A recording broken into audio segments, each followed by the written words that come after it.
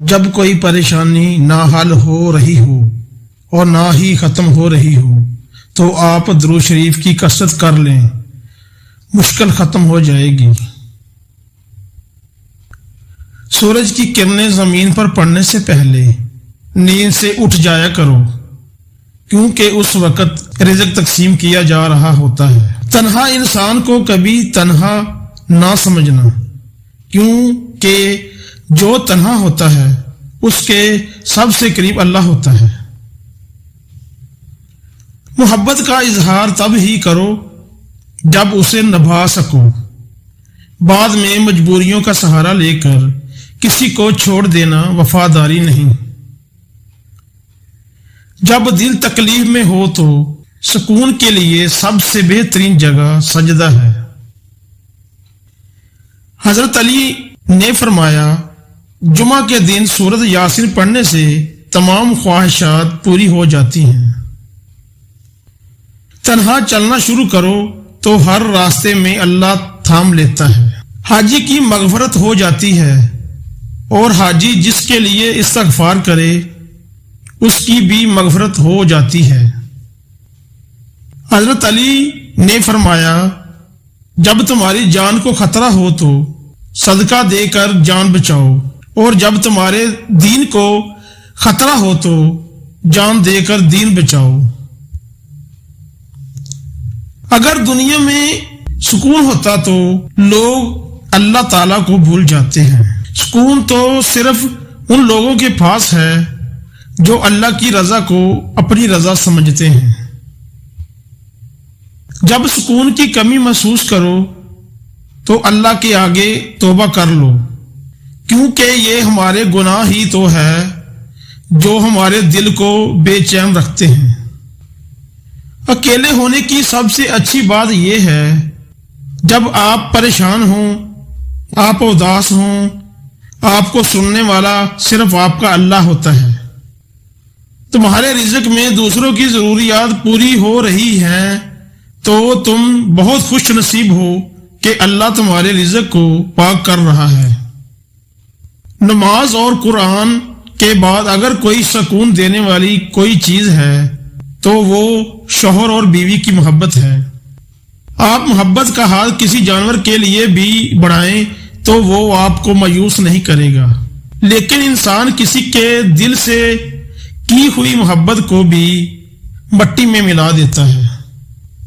جب بندہ ایک دفعہ درود پاک پڑھتا ہے تو اس پر رحمت کے 70 دروازے کھول دیے جاتے ہیں۔ بارش کی بوندوں سے زیادہ اس پر رحمتیں برستی ہیں۔ جو چیز یا شخص آپ کو نہیں پسند لیکن آپ کو مل گئی، اس میں راضی رہا کرو، کیونکہ وہ اللہ پاک کی پسند ہوتی ہے۔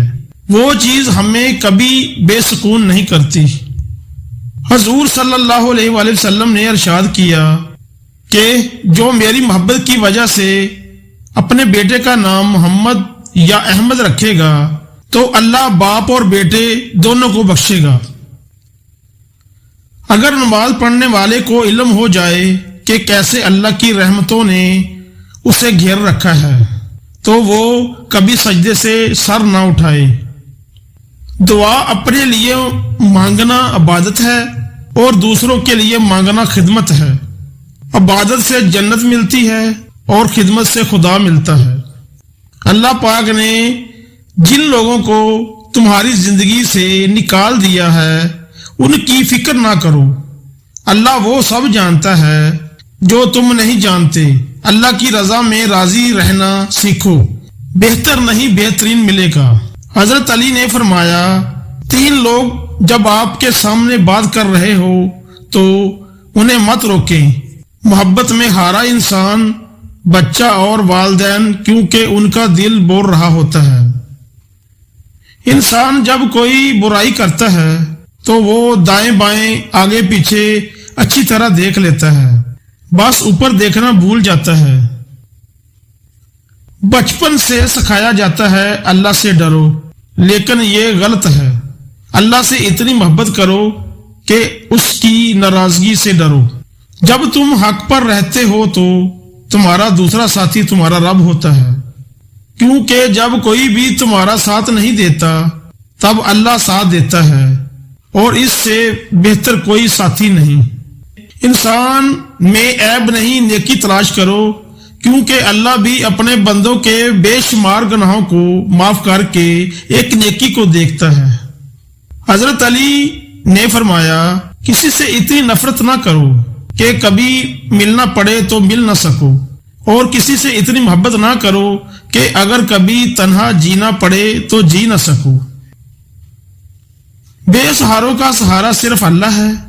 جب ساری دنیا ٹھکراتی ہے تو صرف اللہ کی ذات ہے جو بندے کی ماضی جانتے ہوئے بھی تھام لیتا ہے، رسوا نہیں کرتا۔ پاکیزہ ترین محبت یہ ہے کہ تم کسی شخص سے محبت کرو یہ جانتے ہوئے کہ وہ تمہارا نہیں ہو سکتا، اور اسے خوش دیکھنے کی تمنا کرو۔ اللہ کے سوا کسی سے امید نہ لگاؤ۔ ماں کی گود سے قبر کی دیوار تک زندگی کے ہر پہلو پر نظر ڈال کر دیکھ، اللہ کے سوا کوئی کام نہیں آتا۔ وقت، موسم اور لوگ سب کی ایک سی فطرت ہوتی ہے، کب کون کہاں بدل جائے پتہ ہی نہیں چلتا۔ اس لیے اللہ کے سوا کسی سے امید نہ رکھو۔ جب تمہیں لگے کہ تمہارا کوئی نہیں ہے تو آسمان کی طرف دیکھنا، وہاں وہ ہے جو ہمیشہ سے تمہارا تھا اور ہمیشہ تمہارا رہے گا۔ اپنے لیے بہتر کی دعا مانگو اور باقی سب فیصلے اللہ پر چھوڑ دو۔ اللہ تم سے محبت کرتا ہے، وہ کبھی تمہارا برا نہیں چاہے گا۔ دل سے انسان نکلتے ہیں تو پتہ چلتا ہے کہ ان کی تو ضرورت ہی نہیں تھی، ضرورت تو صرف اللہ کی ہوتی ہے جو ہے اور ہمیشہ رہے گا۔ بے شک انسان کو سکون حاصل ہو جائے گا جب وہ یہ سمجھ لے گا کہ ہر چیز اللہ کی مرضی سے ہوتی ہے۔ بے شک عورت کھلونا نہیں ہے، وہ اللہ کی بنائی ہوئی ایک خوبصورت نعمت ہے جو موت کی گود میں جا کے ایک زندگی کو جنم لیتی ہے۔ دوسروں کو خوشی دے کر خود دکھ رکھ لو، کیونکہ خوشی میں تم رب کو بھول جاتے ہو اور غم درد میں تم ہمیشہ رب کو یاد رکھو گے اور رب کو ہمیشہ پاس پاؤ گے۔ کبھی کسی کو دھوکہ مت دینا۔ اگر کسی کو چھوڑنا ہوا تو وجہ بتا کر چھوڑنا، وجہ بنا کر نہیں، ورنہ اس شخص کا ایک ایک آنسو تمہاری زندگی تباہ کر دے گا۔ اگر آپ کی زندگی میں کوئی ایک شخص بھی ایسا ہو کہ آپ کے دکھ پر دکھی اور خوشی پر خوش ہوتا ہو تو یقین کیجئے وہ ایک ہی کافی ہے۔